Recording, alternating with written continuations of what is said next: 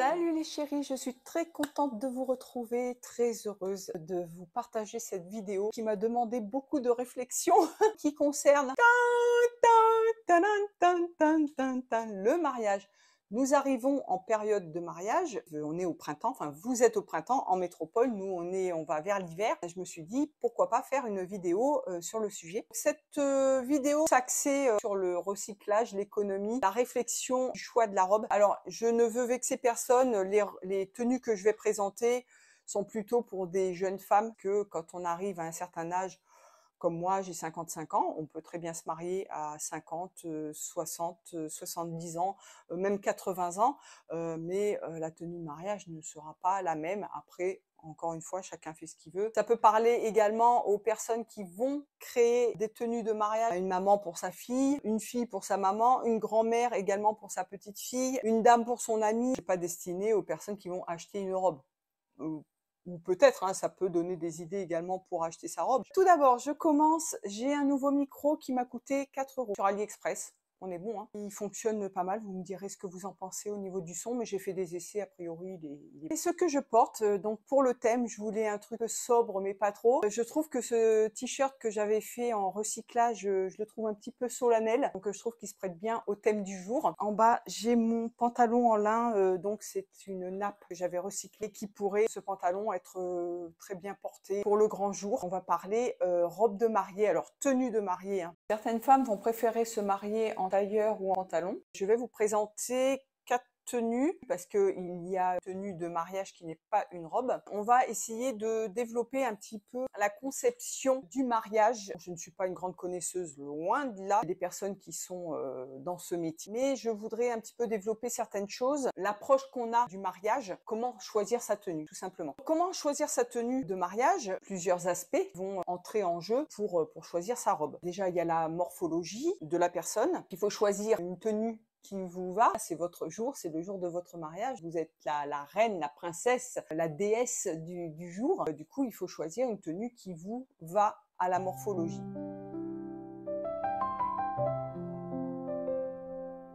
Mon conseil tout simple, c'est faites comme vous faites tous les jours, de mettre un vêtement qui vous va. Si vous savez que les encolures au ras du cou, ça ne vous va pas, choisissez pas une robe ras du cou. Si vous avez une toute petite taille et des hanches qui sont assez développées, choisissez plutôt une robe un peu sirène qui va mettre votre morphologie en valeur. De même que si par exemple vous avez des bras que vous aimez pas, que vous préférez cacher, vous n'allez pas mettre un dos nu. Il va y avoir la couleur. Tout ce que je dis, ça n'engage que moi, hein. Vous avez le blanc virginal, ce que je n'aime pas perso, hein. Une jeune fille qui s'habille en blanc pour son mariage, je trouve ça très beau, c'est très joli, et encore, il faudrait que le blanc lui aille bien au teint. C'est toujours pareil, il y a des blancs froids, des blancs chauds. C'est une histoire de colorimétrie, donc j'y connais pas grand-chose. Du coup, c'est oui, il faut que ça lui aille au teint, il faut qu'elle soit mise en valeur, il faut que ça lui aille bien. Prenez un blanc virginal sur une femme de mon âge, de 55 ans, qui a 3 enfants, qui a de la bouteille entre guillemets,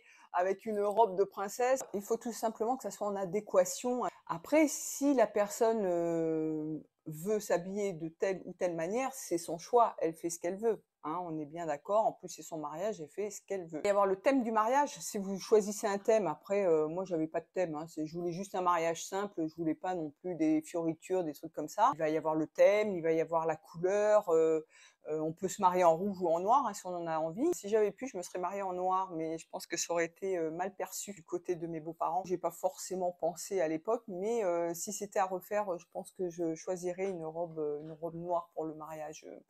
Ou un gris anthracite, un petit peu rock. Il y aura également le budget. Donc un mariage, c'est un budget. Si petit soit-il, ça reste un budget quand même. Si vous faites un mariage civil, juste vous, enfin votre couple et les témoins, ça va pas vous revenir très cher. En revanche, si vous avez beaucoup d'invités, ne serait-ce que ça, ça va commencer à chiffrer. Donc le prix de la robe, ça c'est pareil, c'est chacun est libre de faire ce qu'il veut. Moi je voulais pas mettre 10 000 € dans ma robe. Surtout qu'en plus on était en francs à l'époque. C'est clair que je voulais pas mettre une fortune dans une robe que j'allais mettre qu'une seule fois. Le choix de votre tissu va être influencé par ce que vous voulez faire de votre robe plus tard. Est-ce que vous allez porter votre tenue une seule fois ou est-ce que vous comptez la reporter? Est-ce que vous comptez la recycler? Est-ce que vous comptez la revendre?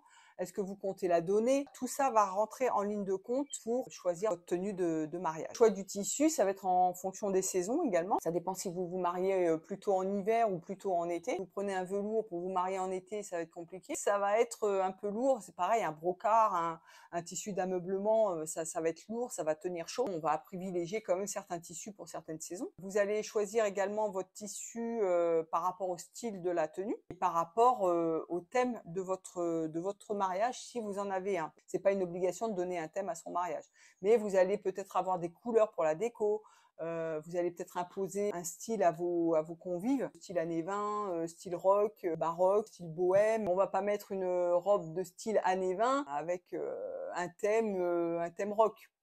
Encore que ça pourrait peut-être fonctionner, une robe style années 20 avec des docks, ça pourrait très très bien fonctionner, je pense. Mais bon, vous voyez un petit peu le délire. Vous n'allez pas mettre un dos nu en hiver.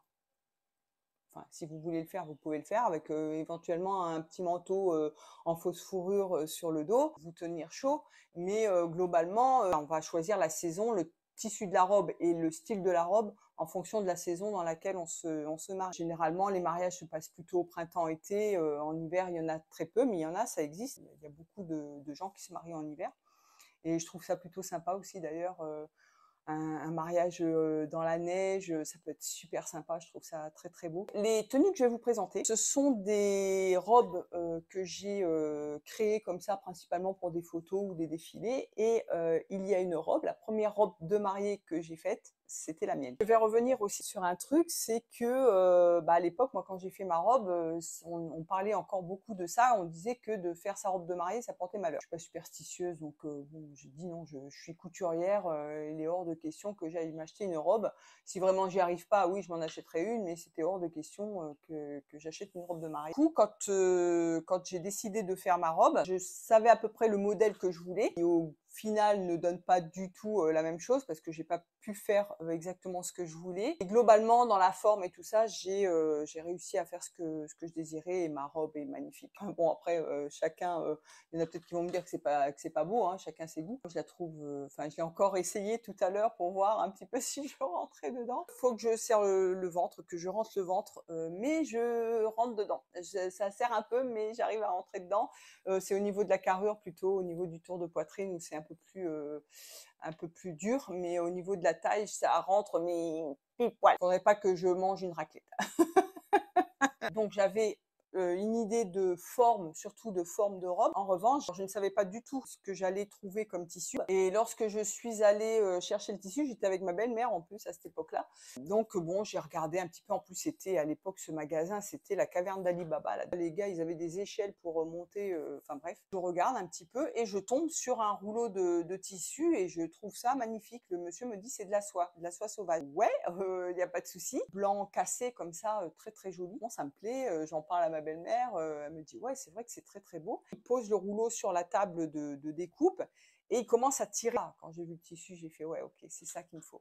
Il me fallait 8 mètres de tissu pour faire ma robe, autant vous dire. Quand j'ai fait l'ourlet, vous comprendrez, j'ai demandé à une copine à l'époque de m'aider parce que du sur-mesure, c'est à faire sur soi, c'est un peu compliqué si on n'a pas forcément de mannequin. Je crois que j'avais un mannequin et j'ai fait par moulage, tout simplement, et elle m'a fait des ajustements pour voir si tout collait bien.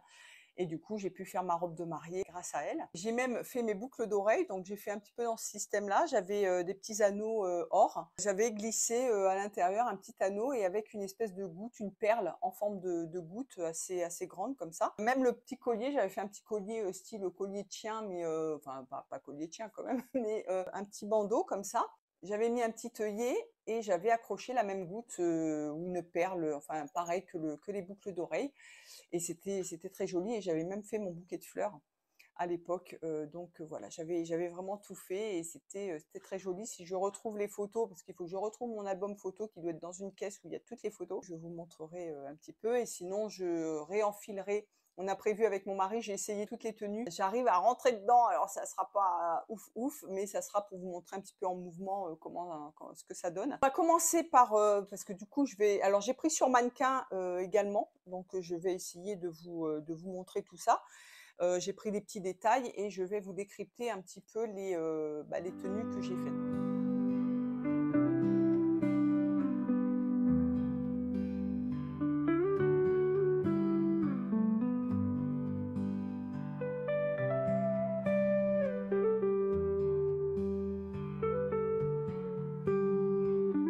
La deuxième robe de mariée que j'ai faite, je vous l'ai présentée dans une vidéo, je vous la raccroche ici. Une vidéo où je vous présentais des vêtements que vous n'aviez jamais vus, hein. C'était des vêtements que j'avais fait il y a très très longtemps. Je vais vous remontrer cette robe et vous la détailler un petit peu. Elle est très très longue, hein, parce qu'elle avait été faite pour une fille qui fait 1,85 m, hein, rien que ça. Si je vous l'avais présentée déjà. Dans les détails, elle a été faite en jersey Milano, que j'avais acheté chez RIJS, me semble-t-il. J'avais fait des incrustations de dentelle. J'ai d'abord pris des rectangles de tissu. Je ne pourrais pas vous donner exactement la dimension, mais vous pourriez faire exactement la même chose chez vous, hein, suivant la taille que vous faites. J'avais d'abord incrusté les bandes de dentelle en regardant plus ou moins où ça arrivait, hein, que le tissu puisse couvrir la poitrine, le tissu ajouré, donc la dentelle se positionne sur des endroits plus visibles, genre le ventre ou par exemple les bras. Enfin là, il n'y a pas de manche, mais qu'importe. Si vous voulez faire le même style, vous pouvez mettre des bandes de dentelle ici, ça craint pas. J'avais calculé de sorte à ce que cette bande-là arrive sous la poitrine, une bande également au milieu, au niveau des cuisses. Donc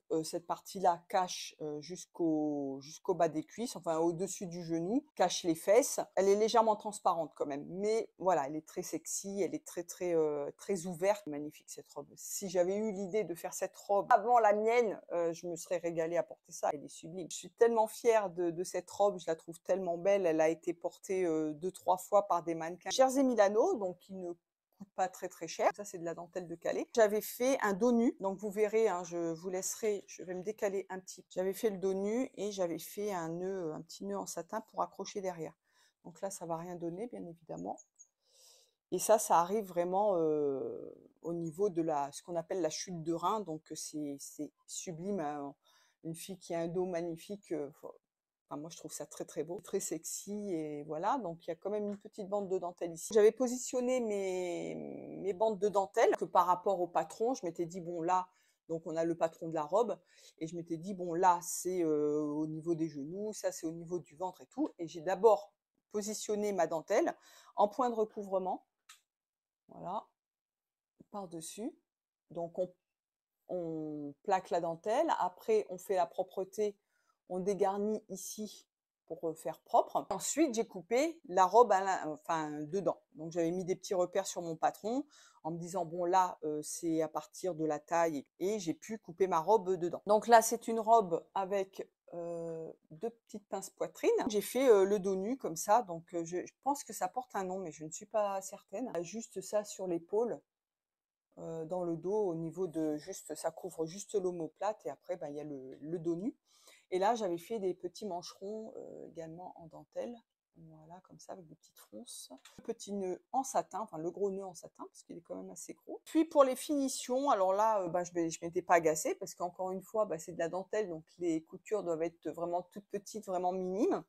Là, j'avais fait tout simplement un petit surjet et un petit rempli. Donc là, on voit absolument rien, c'est très propre. Tout assemblé à la surjeteuse. Sur le côté également, j'ai fait un petit rempli comme ça, un surjet avec un petit rempli. Pour resserrer un petit peu au niveau de la taille, que ça soit bien maintenu, j'avais mis un petit élastique.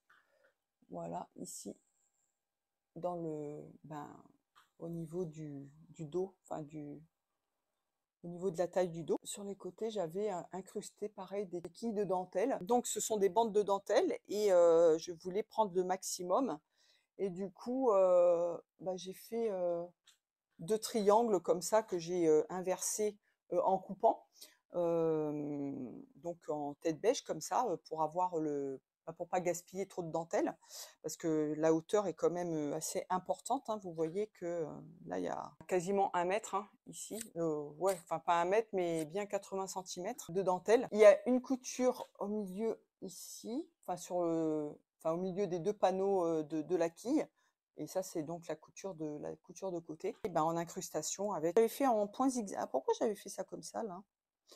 Là, j'ai fait en zigzag 3 points. Je ne sais pas du tout pourquoi. Bon, c'est propre, hein. J'aurais pu le faire en point de recouvrement également. Je ne sais pas pourquoi j'ai fait ça comme ça. Ça fait tellement longtemps que je l'ai faite, cette robe. Je ne sais pas pourquoi j'avais décidé ça. J'avais fait un ourlet, en revanche, en point de recouvrement en bas.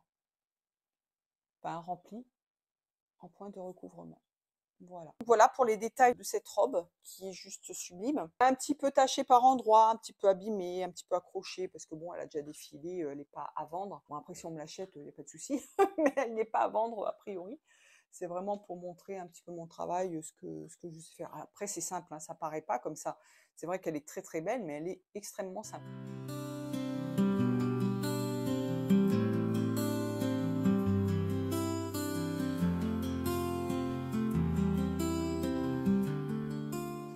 J'en reviens au choix des robes. C'est vrai que dans les styles, alors on peut choisir une robe confortable, enfin une tenue confortable, une tenue complètement extravagante. On peut un petit peu style bohème, un petit peu style plutôt chic, plutôt sexy, glamour. Voilà, on peut choisir. Enfin, il peut y avoir mille et une façons de choisir sa tenue de mariage. C'est très très personnel. Du moment que vous vous sentez bien dans votre robe, que vous vous sentez belle. J'en reviens également au prix de la robe. Vous pourriez choisir une robe très très chère.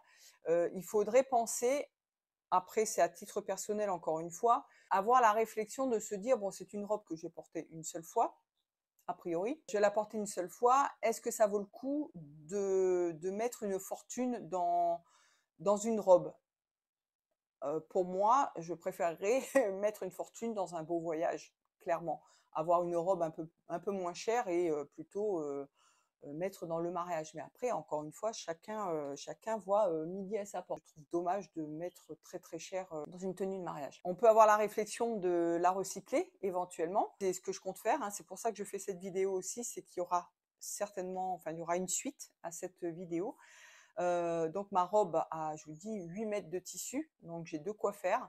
Et je compte la recycler, ça fait des années que j'y pense. Et là, du coup, ça donne l'occasion, ça fait l'occasion d'en reparler. Et j'ai trouvé un truc à me faire qui peut être assez sympa. On peut avoir aussi, je sais pas moi, la grand-mère ou la mère ou la tante qui va vous donner sa robe, ou que vous ayez un coup de cœur sur une brocante, vous dire: ah ben dis donc, cette robe elle est magnifique, je pourrais m'en servir pour mon mariage. Pourquoi pas? On peut avoir cette démarche. Sauf que la robe de votre grand-mère, elle est trop petite ou trop grande ou trop courte, ou enfin qu'importe, hein, ça peut être n'importe quoi, ou le style c'est vraiment trop vintage à votre goût, c'est vraiment trop désuet. Vous pouvez la recycler, vous servir de ce tissu parce que vous dites, bah tiens, les perles ou la dentelle est magnifique, mais bon, la robe elle-même, elle est pas top top. Vous servir de ce tissu pour l'upcycler et puis vous faire une nouvelle robe, une nouvelle tenue. La robe de votre tante, elle est trop grande, ben la retoucher pour pouvoir la porter et la mettre à votre taille. On peut avoir cette démarche-là et se dire, bon, est-ce que j'achète une robe ou je fais une robe avec des tissus qui coûtent extrêmement cher, mais je vais la porter qu'une seule fois et au final, je pourrais peut-être pas la recycler, je pourrais pas la reporter. Vous prenez ce genre de robe, ce que j'appelle moi les robes chantilly, avec beaucoup de volants, beaucoup de volume, et on peut pas reporter ça. En revanche, vous prenez une tenue comme celle-ci, vous pouvez la reporter tout simplement. Vous pouvez dissocier le haut du bas. Ça reste une tenue très jolie et enfin très très classique, mais enfin, qui est portable tous les jours. Vous prenez un pantalon en lin, par exemple, le lin est très à la mode en plus, ou vous prenez un pantalon en soie avec un t-shirt en dentelle, tout simplement, et ben vous pouvez les reporter, pas tous les jours, mais vous pouvez les reporter quotidiennement, ou au moins pour des anniversaires, des mariages, si vous êtes invité, une soirée, qu'importe, ou même ouais, tous les jours, quoi. Vous prenez un pantalon en soie blanche, vous mettez un haut un petit peu plus rock, vous portez ça avec des baskets ou des bottines noires, enfin qu'importe, je sais pas. Vous customisez votre tenue et puis vous pouvez reporter votre tenue de mariage. Vous pouvez avoir toutes ces réflexions sans être obligé de dépenser une fortune.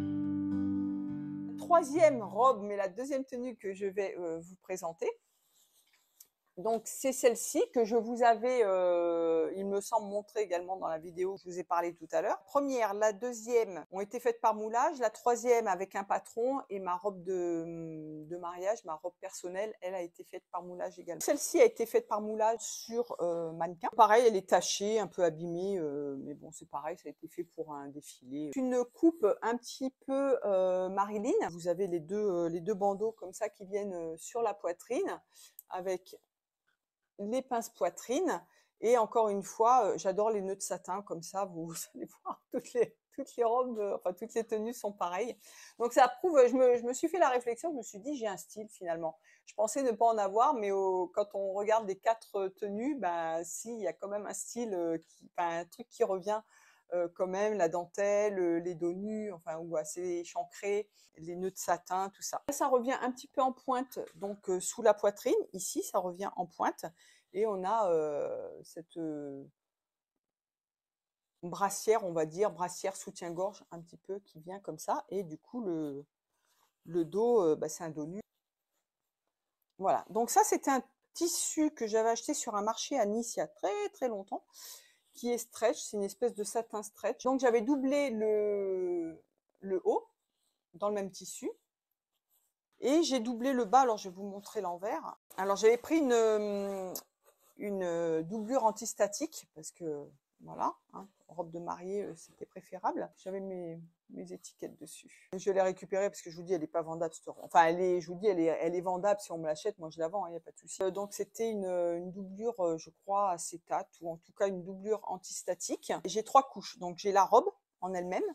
J'ai une première doublure en doublure antistatique et j'ai une troisième couche où j'ai un jupon entre guillemets et ah non, c'est que là, non, non, je croyais que j'avais 3 couches. Mais j'ai 3 couches, mais j'ai la doublure, donc la doublure qui arrive à peu près jusqu'au niveau du genou, parce que c'est une robe un peu sirène. En bas, donc j'ai deux épaisseurs.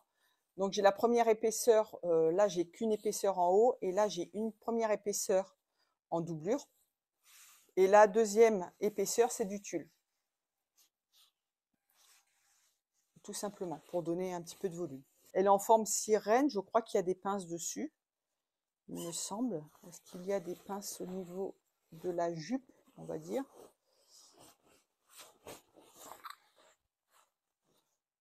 Non, même pas, parce qu'elle était, comme le tissu était stretch, je l'ai moulé sur le... Non, il n'y a pas de pince. Je pensais qu'il y avait des pinces, mais non. Elle est juste moulante au niveau du bassin. Voilà, et il n'y a pas de découpe, rien du tout. Donc, encore une fois, elle est quand même très, très simple, hein. Ça paraît pas, mais elle est très simple.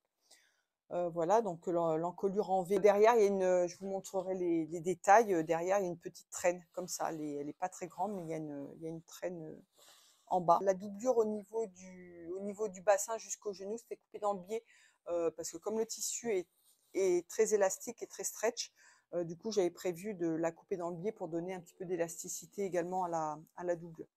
Et j'avais mis un zip invisible, voilà, sur le côté, avec un crochet et une bride faite à la main. Je ne sais pas si on va voir. Voilà. J'avais, je sais pas si je l'avais couché à la machine ou à la main, celle-là. Non, à la main. Alors le point il est un peu dégueulasse, mais bon, c'est pas grave. Mais vous voyez, ça se déchire à force. Ouais, elle est quand même pas mal abîmée. Mais c'est qu'au niveau de la doublure, donc oui, je pourrais presque refaire la doublure, mais bon, je ne vais pas m'agacer à ça. Je vous dis, je garde ça pour les défilés, les photos. On voit les motifs, si je vous montre le motif fleur, là, ça fait une espèce de vase avec des fleurs, mais c'est dans le sens contraire. Je n'avais pas fait attention.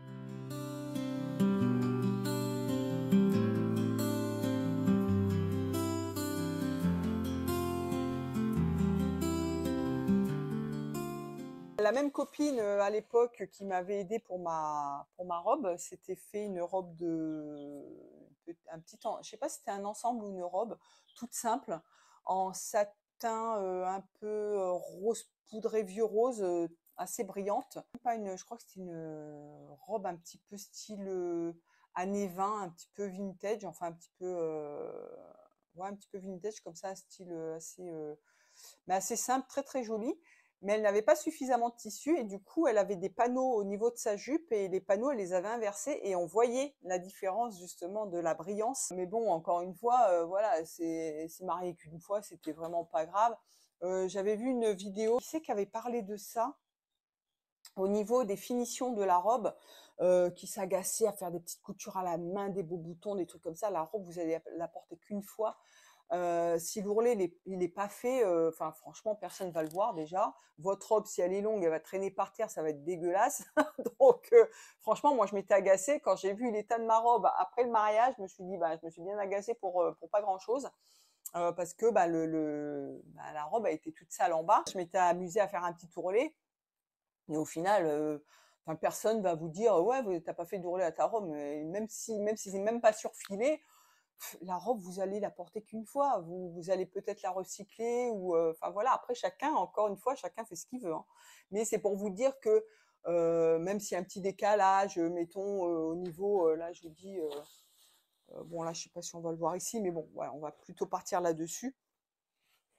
Mettons que vous fassiez cette robe-là, enfin dans ce style-là, on voit un décalage sur le côté ici, même si 1 centimètre, franchement, c'est pas grave, vous allez pas la porter tous les jours, la robe. C'est que vous soignez vos vêtements de tous les jours, parce que vous voulez de la qualité, que ça va être lavé souvent, voilà, que vous soignez vos finitions, oui, ok, une robe de mariée.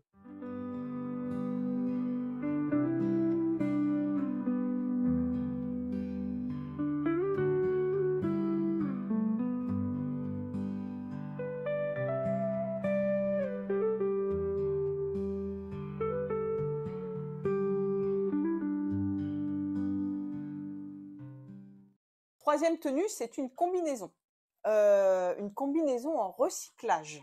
Donc là, je m'étais servi d'un patron que je vous laisserai ici. Je ne sais pas si on trouve encore ce magazine, mais voilà, je m'étais dit, allez, je prends ce patron. Je trouvais que c'était sympa de faire une combinaison de mariage. Et alors la tenue n'est pas parfaite. Je trouve du blousant, ça blouse trop justement. On a l'impression d'avoir du ventre. C'est pas exceptionnel. Encore une fois, ça dépendra de la taille de la personne. C'est une taille élastiquée, donc voilà, c'est pas exceptionnel. Extrêmement transparent. Donc il faut des sous-vêtements quand même en dessous, c'est clair. Du coup, cette combinaison, je l'ai faite avec un rideau, un voilage. Alors, ce voilage-ci, c'est vraiment pas ouf. Alors, je vous dis encore, c'est pour un défilé. Si vous voulez faire un petit peu la même chose, prenez un voilage éventuellement qui soit quand même d'assez bonne qualité, mais qui soit doux. Celui-là, il est un peu rêche, un petit peu il n'est pas agréable sur la peau. C'est pour vous donner une idée de ce qu'on peut faire avec des rideaux, un voilage de rideaux, et qu'on peut se faire une tenue de mariage qui est très très jolie. Donc je vous montre, on pourrait même faire une combinaison short, un combi short. Ça pourrait être très très sympa pour un mariage. Comme je vous disais, on a encore le ruban de satin, le dos et le devant réglables au niveau de l'encolure comme ça, donc ça se resserre. On peut le porter plus ou moins serré et du coup ça fait des emmanchures, enfin ce qu'on appelle américaines. Donc quand on a des belles épaules, un beau port de tête, je trouve ça très très sympa. Il faut que ça aille à la morphologie de la personne. Si vous avez des petites épaules, après chacun est fait, mais faut pouvoir se mettre en valeur. Si vous avez un petit bidou bah, que vous voulez cacher des bras bah, que vous n'aimez pas parce que vous les trouvez trop flasques ou trop gros ou trop, enfin voilà, après c'est pas une critique, mais ne portez pas ça. Voilà, après si vous voulez le porter, vous faites ce que vous voulez. Ça va mettre plutôt en valeur un beau port de tête, des belles épaules, voilà. Donc des pinces poitrine. Là c'est pareil, j'avais fait un tout petit ourlet, un ourlet mouchoir sur les entournures. J'avais assemblé sur jeté. Alors là les coutures sont un petit peu larges pour ce tissu-là, mais il est transparent, mais pas trop non plus. Vous voyez, on voit les coutures, mais c'est pas choquant. Du coup, là, j'avais fait un rempli, j'avais créé un tunnel pour passer bah, le ruban le ruban de satin, mais il y a également un élastique, je crois. Il y a un élastique également à l'intérieur que j'avais fixé et j'avais rajouté en plus le lien de satin. Donc pareil dans le dos. Donc j'avais fait un rempli de 3 centimètres. J'avais fermé le rempli, j'avais piqué le rempli, j'avais fait une deuxième piqûre pour créer le tunnel. Et là-dessus, alors j'aurais pas dû le faire, mais j'avais fait des poches. Je me disais que ça pouvait éventuellement cacher un petit peu devant. J'avais fait, oui, des poches italiennes. Donc on voit le fond de poche, mais bon, de toute façon, c'est un tissu transparent. Et en bas, j'avais fixé cette dentelle. Ah, c'est du recyclage parce que j'avais acheté ça en vide-grenier. C'était vendu dans une boîte à chapeau que j'ai acheté également, qui est énorme, dans laquelle j'avais mis ma robe de mariée d'ailleurs. Il y avait des gros tas, des gros rouleaux comme ça de dentelle. C'est une espèce de pareil de matière polyester, hein, c'est du polyester. Et j'avais mis ça en bas des jambes. Je trouvais ça rigolo. Oui, bon, la taille élastiquée comme ça. J'ai surpiqué pour pas qu'il vrille.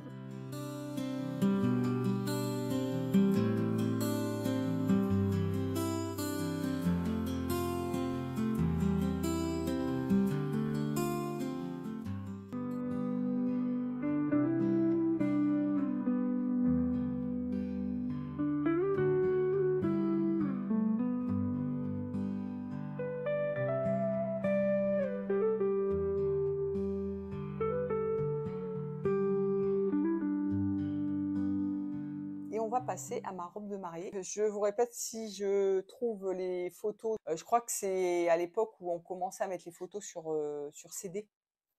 Mais on n'avait pas de photographe, hein, c'est notre cousin qui avait pris les photos comme ça à l'arrache. C'est pas la cérémonie de mariage, c'est pas la robe qui fait le mariage en fait. Vous voyez, ça n'engage que moi. Vous avez des personnes qui vont mettre une fortune dans leur mariage, la dame elle va mettre une fortune dans sa robe, et puis 2 ans après ils vont divorcer. Donc je trouve ça un petit peu dommage. Je dis pas que chaque mariage est voué à l'échec, mais il faut se dire que voilà, potentiellement, malheureusement, surtout à la période à laquelle on vit, les mariages, ils durent pas très longtemps, souvent malheureusement. Donc, bon, si on se marie, a priori, c'est pour la vie. Souvent, ça part en cacahuète. Donc, je trouve ça un petit peu dommage, dépenser une fortune là-dedans. On va me prendre pour une rapia bientôt. Il y en a qui vont dire, mais à chaque fois, elle parle d'argent, d'économie et tout ça. Mais oui, parce que bah, déjà, j'avais pas beaucoup d'argent, je suis pas bien riche, hein, je suis pas pauvre, mais je suis pas riche. C'est vrai qu'on n'avait pas de photographe. On a pris des photos comme ça, on a quelques photos de mariage, mais on n'a pas fait des trucs. Pour ma tenue de mariage, la seule chose que j'ai acheté 2 choses. J'ai acheté le voile. Je l'avais acheté, je sais pas, je me rappelle plus trop où. C'était un petit voile, hein, je voulais pas forcément un long voile, donc j'avais un petit voile qui arrive au milieu du dos à peu près. Et j'avais acheté la crénoline à une copine, donc encore du recyclage. Du coup, j'avais acheté une crénoline pour mettre en valeur ma robe. Les seules choses que j'ai achetées et le tissu pour faire ma robe, bien évidemment. Je voulais, voilà, ce style de robe, un petit peu quand même princesse et tout ça. Je vous montre le tissu. Alors j'ai essayé de la repasser vite fait tout à l'heure parce qu'elle était dans un état de froissage exceptionnel. Voilà, donc ça c'est de la soie doupion ou de la soie sauvage, ce qu'on appelle la soie sauvage. On reconnaît la soie sauvage dans le tissage, il faudrait que je vous en trouve.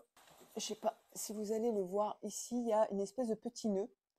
Et ces petits nœuds, c'est les cocons de soie. Quand ils sont évidés, qui sont transformés, bah, souvent ça fait des espèces de petits nœuds comme ça, c'est pas régulier. Elle était amidonnée, me semble-t-il, quand je l'avais achetée. Là, elle ne l'est plus parce que j'ai lavé la robe. Au départ, ma robe, je voulais la faire avec des fronces au niveau de la taille et au niveau des manches. Ça donnait pas du tout ce que je voulais. Et je vous dis, à l'époque, elle était un peu amidonnée, donc ça faisait un peu comme du papier, un petit peu pas cartonné, mais un petit peu rigide.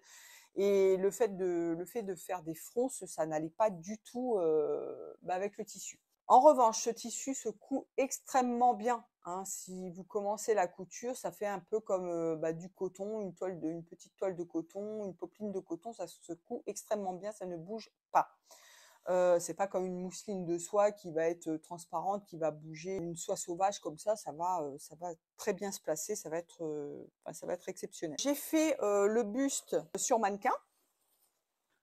Alors elle est lourde, hein. Là, des découpes bretelles sur le devant et sur le dos également. Et j'ai fait donc cette encolure bateau, donc qui vient ici au niveau des épaules. Sur le mannequin, on voit que c'est remonté parce que sinon ça ne tient pas. Et j'avais fait comme ça un petit, c'était plus petit devant. et plus large sur les épaules, comme ça. Voilà, ça fait une encolure bateau, mais qui descend un petit peu comme ça, un petit peu en V. Les manches sont coupées en tête de manche, hein, bien évidemment, et vous avez la bande qui fait tout le tour de l'encolure et des manches. Et donc j'ai les manches qui sont coupées à peu près ici, et j'ai fait un volant comme ça, voilà, qui arrive en bas du bras, enfin au niveau du poignet. Et j'avais fait, vous voyez là le nœud, il y a un nœud qui est énorme ici. Voilà, mais c'est ce qui fait tout le charme de la soie sauvage, un peu comme le lin aussi.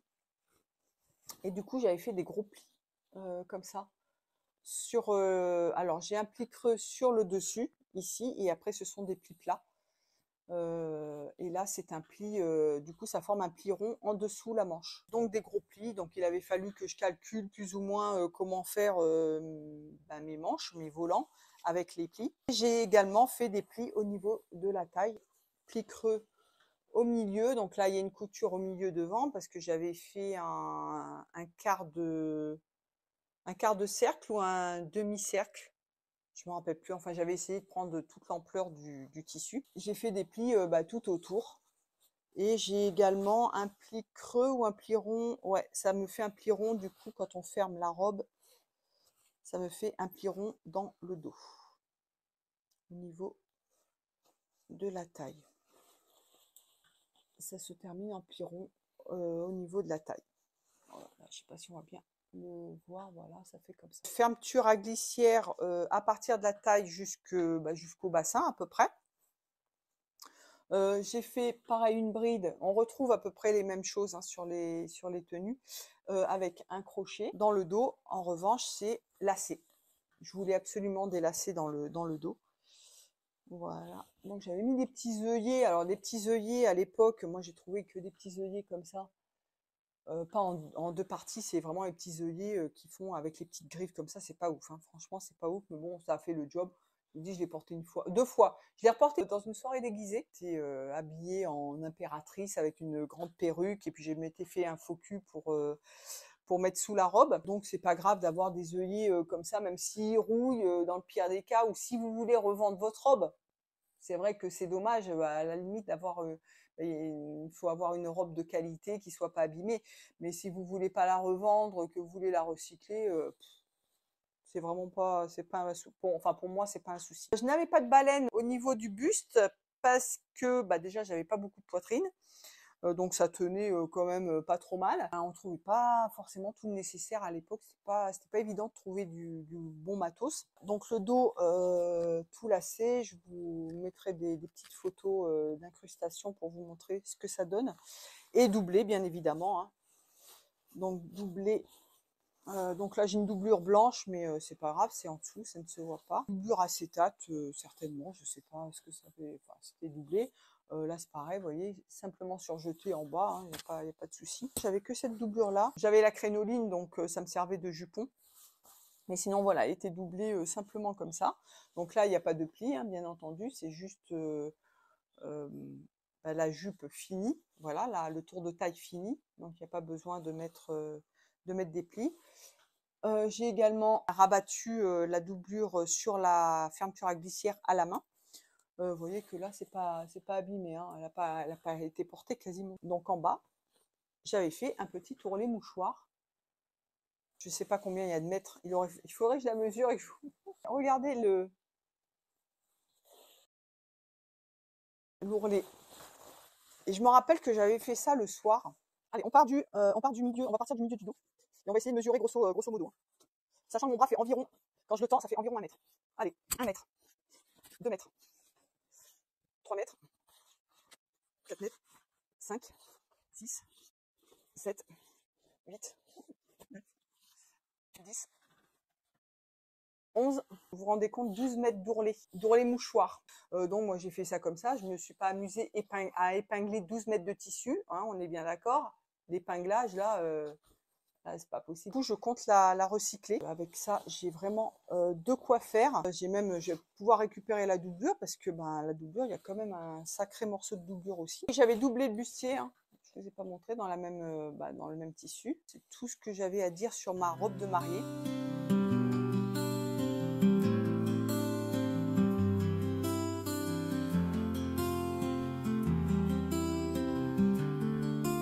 Ce que je voulais vous montrer également, c'était un voile de mariée que j'avais fait pour les tenues, plus pour la robe où il y a les incrustations de dentelle. Et j'avais acheté un carré, un métrage de tulle. Et je m'étais amusée à faire, si vous voulez vous faire votre voile de mariée, c'est tout à fait possible. Et je l'avais du coup plié dans le sens biais, comme ça, que j'avais ramené.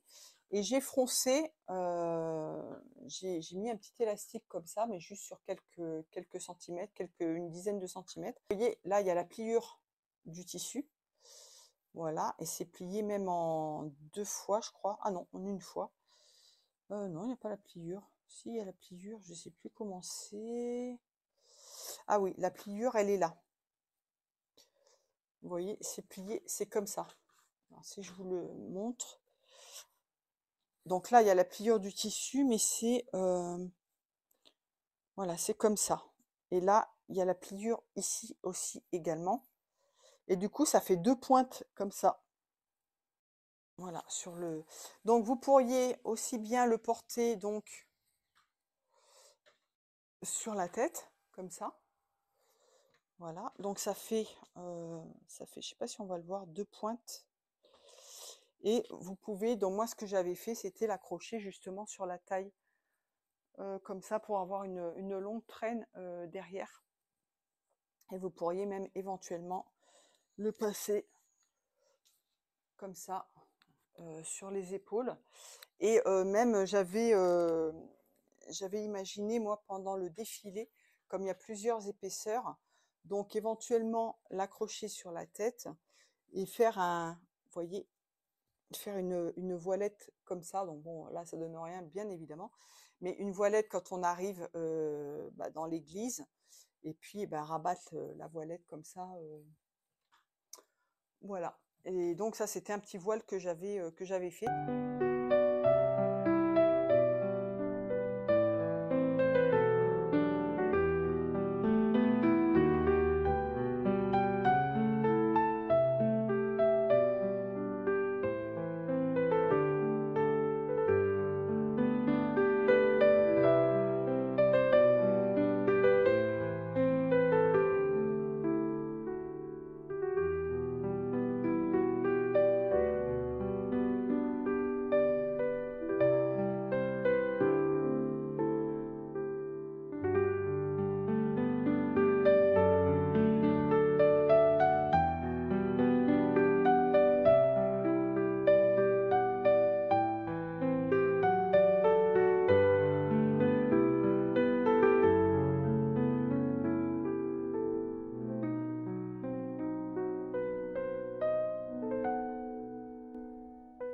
Vous avez quand même diverses possibilités pour faire votre tenue de mariage. Écoutez, je vous laisse, je vous fais des gros bisous.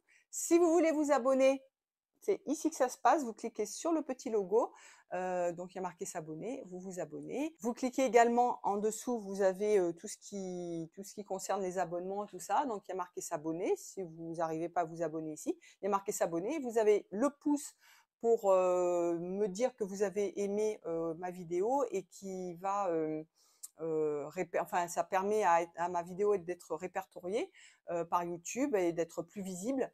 Et vous avez la cloche qui vous permet d'avoir la dernière notification qui vous alerte en cas d'une nouvelle vidéo. Et puis n'hésitez surtout pas à partager. Et puis voilà, écoutez, je vous laisse et je vous dis à très très bientôt les chéris. Ciao, ciao, ciao, ciao.